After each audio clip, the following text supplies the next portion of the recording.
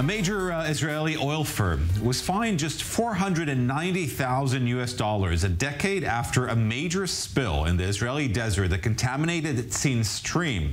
The court convicted EAPC and the senior officials in February of polluting Tzin Stream and its two incidents in June and September 2011. In both cases, hundreds of thousands of liters of jet fuel leaked into the stream from a company pipeline.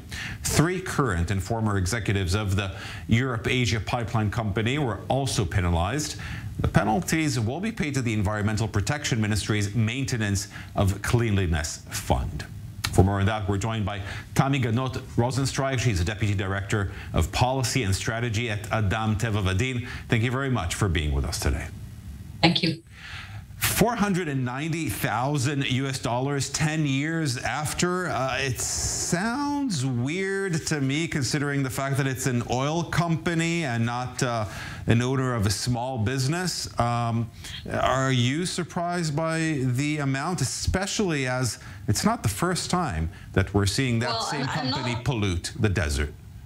Exactly. No, I'm not surprised, but I am frustrated because what you say is absolutely true. And the result is that there is very low deterrence. I mean, from a fiscal company's point of view, you could almost say that it makes sense to pollute because chances are you won't get to court. And if you get to court, it will take a long while. And once you get the verdict, even if it is against you, the fines will be so small that that don't actually demand the company to change its ways, to become more responsible and to invest the funds that are needed in order to prevent such events from happening in the future. And I would just also like to emphasize that the problem is that even though the fine on the company itself is still low, but it's higher than the norm, unfortunately. But when you look at the fines and at the punishment towards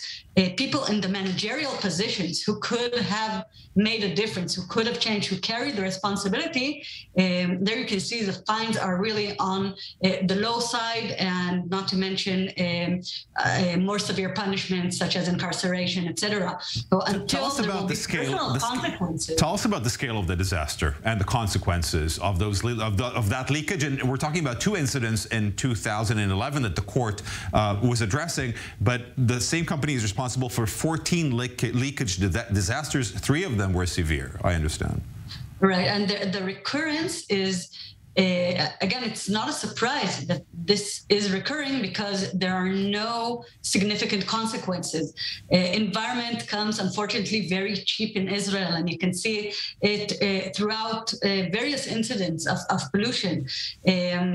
It's very few times it actually even gets to the standard that we see here, that is considered the high standard of punishment, because we can see that there's very low implementation, very low supervision, and the fines themselves are very low. And again, management is usually almost off the hook or with very low punishments, which means that the people who are in charge of making the change, of deciding to invest more in environmental governance, those people are not deterred and do not carry the consequences of choosing differently. But Tammy, there must be reasons for this, because they're not all just corrupt politicians. There must be some people that do want to make a difference. I am wondering why we're not seeing greater change when there's the SDGs in place and when there's a commitment by Israel to reduce emissions by 2050. And also looking at the courts, it's not just oil leakages that don't get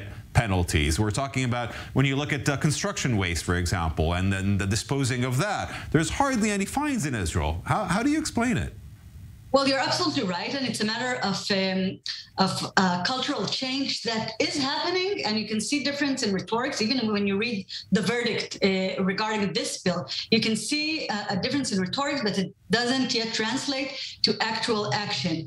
You mentioned the commitments to lower greenhouse gases, but until we will have a law enacted a climate law, as is the norm around the developed country, the developed world, until we have that, then you don't have any measures in order to make those polluters and the state accountable to ignoring the environment. So the change has to be multifaceted. It has to be in law, it has to be in policy, and it has to be implemented by making sure that the standards are kept, and when they are not kept, when harm is done to their environment, taking it to the full measures in court and having the court also understand that this is a matter of life and death. This is a strategic, a crucial matter, and not just a matter important in itself as the environment getting harmed. This is hurting us as a culture, as people, our health, and our only environment that we long to go out to the environment where during the COVID and our land that we're so short of. Tammy Gannot Rosenstreich, thank you very much for being with us today. Thank you.